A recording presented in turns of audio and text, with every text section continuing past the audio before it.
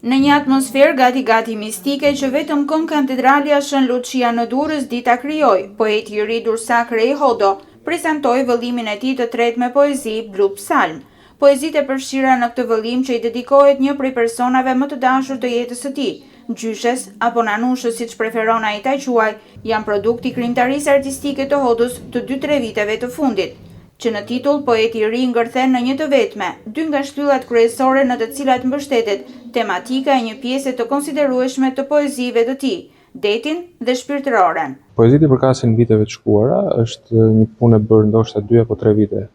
të kaluara, të cilat janë të panjohura për lexuesin, vijnë për herë të parë. Titulli Blu Psalm ka një domethënie shumë të madhe, qoftë personalisht për mua, por edhe për librin. Është e kuptueshme që një pjesë e tyre poezive i takon qytetit, i takon detit,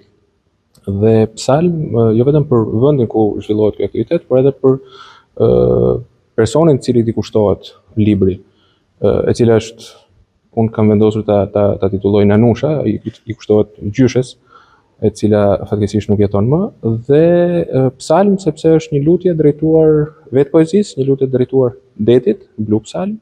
por dhe një lutje drejtuar të gjithëve, pse jo. Promovimi i librit të Hodës u realizua në bashkëpunim me Bibliotekën Publike Durrës. Vëllimi poetik Blu Psalm vjen pas 2 vëllimeve të tij, Intimitete poetike i vitit 2021 dhe Aprikus i botuar në 2022.